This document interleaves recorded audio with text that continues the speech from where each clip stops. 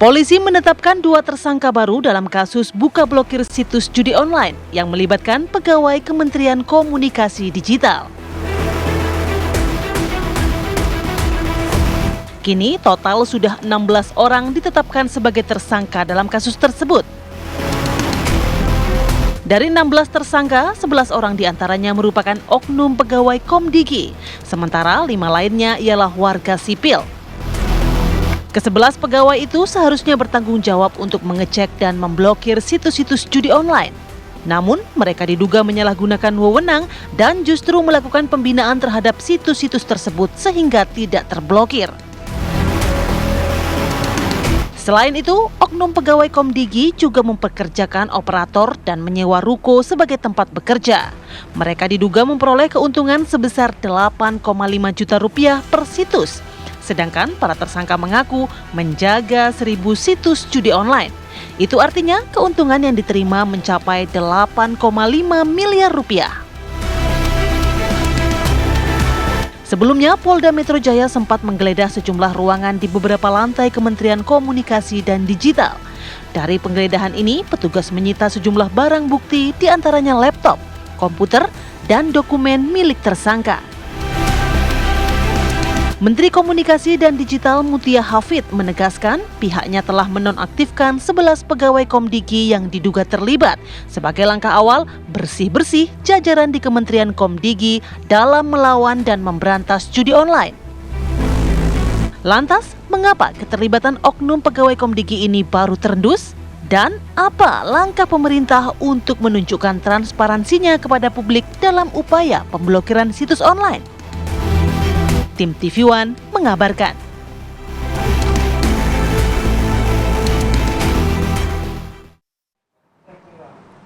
Ya, dan untuk membahas mengenai judi online di Kementerian Komunikasi Digital, ini pemirsa kami ajak Anda bergabung bersama dengan sejumlah narasumber yang sudah hadir. Kita sapa terlebih dahulu. Sudah hadir ada Prof. Henry Subiakto, mantan staf ahli Menkominfo. Selamat pagi, Prof. Selamat pagi, Prof. Ini menarik nih, sama Prof. Henry kita ingin dalami.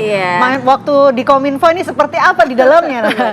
Selain juga Prof. Henry, kami juga sudah tersambung melalui sambungan virtual. Ada Mas Abraham Srijaya, selaku anggota dari Komisi 1 DPR RI.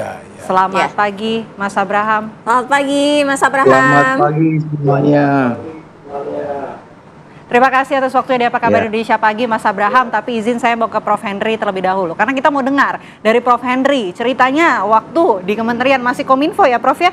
Sebetulnya di dalamnya seperti apa? Kenapa ini bisa terjadi? Apakah mungkin juga dulu sempat terindus begitu hal-hal seperti ini di Kominfo? Sebenarnya begini, ini kan tanggung jawab yang dilakukan oleh kelompok yang sekarang pada ditangkap ya. Tim yang ditangkap itu sebenarnya dia tidak hanya judi loh ya. Dia itu pekerjaannya bukan hanya untuk mendownload atau take down, menghilangkan, menepis judi, bukan hanya itu. Tapi juga termasuk terkait dengan konten-konten yang melanggar perundang-undangan yang lain. Misalnya hoax politik.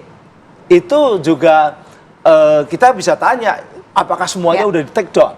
Jangan-jangan yang di take down adalah hal-hal yang berseberangan dengan pemerintah yang tidak di take down, itu kan juga bisa. Karena ketika kemudian persoalan judi ini muncul, maka pertanyaannya adalah, lah gimana dengan yang lain-lain?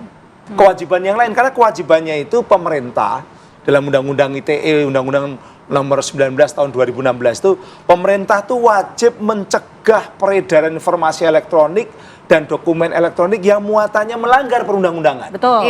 Jadi yang melanggar undang-undang kan judi, itu pasti. Pasti. Betul. Tapi kan juga yang menyebarkan hoax, yang provokasi kan juga. Tapi Prof begini, judi ini kan juga sangat-sangat masif, udah sangat-sangat mengakar banget, susah banget untuk dibasmi begitu ya. Tapi paling tidak apa sebenarnya seharusnya dilakukan saat ini?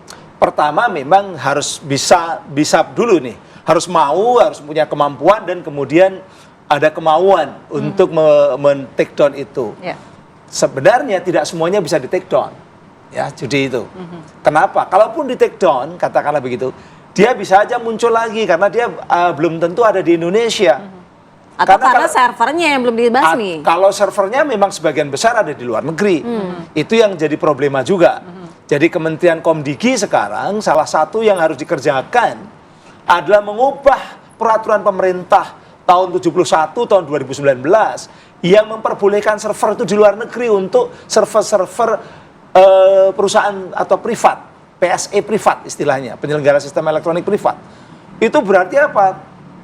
Judi online, kemudian game-game online yang disinyalir dekat-dekat dengan judi, ataupun juga platform-platform yang mendukung mempromosikan judi. Yang mempromosikan judi kan tidak lewat situs-situs judi, tapi lewat Twitter, kan begitu, lewat X, lewat Instagram, lewat TikTok dan sebagainya. Lah kalau semua seperti itu pemerintah atau negara kita tidak mampu untuk membuka data-data dan tidak mampu untuk mencari alat bukti karena alat buktinya ada di server yang ada di luar negeri, gimana polisi mau nangkap? Oke, masih sulit ya Prof? Masih sulit, dan kemudian selain itu di negara-negara itu judi itu sah, boleh. Oke, ini PR-PR yang kemudian harus segera dibahas, kemudian dari ditindaklanjuti. Yang menarik kemarin juga anggota DPR RI, tepatnya di Komisi 1, ini menggelar rapat perdananya bersama dengan Kementerian Komunikasi Digital. Kita langsung menuju ke Mas Abraham. Mas Abraham, hasil rapat perdana kemarin apa sebetulnya? Ada nggak hasil yang kemudian menjadi rekomendasi dari Komisi 1 DPR RI? Iya, jadi begini, sebelumnya saya sampaikan bahwa kami di Komisi 1 pertama kami mendukung kebijakan Bapak Prabowo dalam memberantas judi online. Lalu sekaligus kami juga kemarin di rapat tersebut disampaikan oleh Bu Menteri bahwa Bu Menteri mendukung penuh apa yang dilakukan Kepolisian Republik Indonesia, bahkan memberikan instruksi ke dalam secara tertulis bahwa seluruh pegawai Komdigi harus membantu pihak Kepolisian Republik Indonesia dalam penyidikan terkait dengan adanya judi online ini. Nah, sebelum saya masuk ke dalam kesimpulan, kemarin memang sekaligus tadi saya ada mau menanggapi sedikit apa yang dikatakan Prof. Henry Subiakto. Saya melihat dari pertemuan kemarin dengan Bu Menteri, saya bertanya kepada Dirjen Aptika, memang kelihatannya ada problem di lingkungan Kemenkominfo ya. Saya nggak bilang Komdigi karena Komdigi zamannya Bu Mutia, saya kan bilang Kominfo sebelum Komdigi. Itu bukan hanya dalam aturannya, Prof. Karena memang betul dalam Undang-Undang ITE itu disebutkan dapat di take down atau pemutusan akses oleh pemerintah.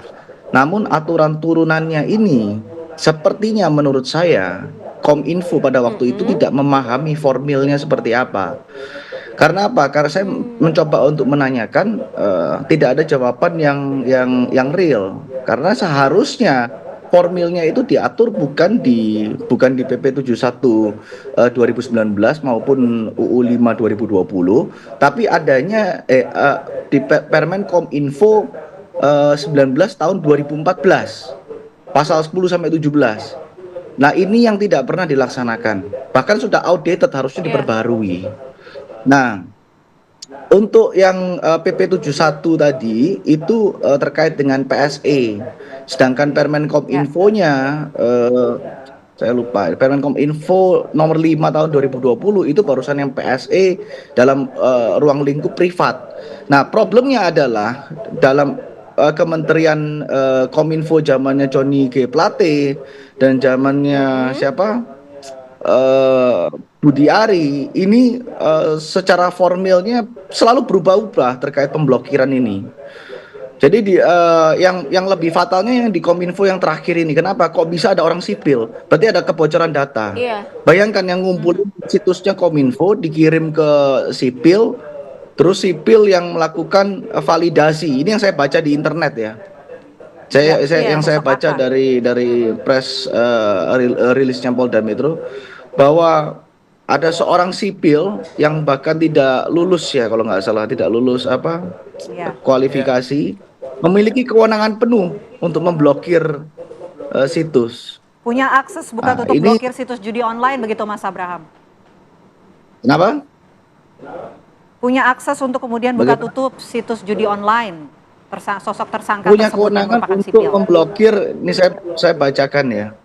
Saya tadi nanti pokoknya intinya begini. Intinya tadi saya baca di berita bahwa ada satu orang inisial AK memiliki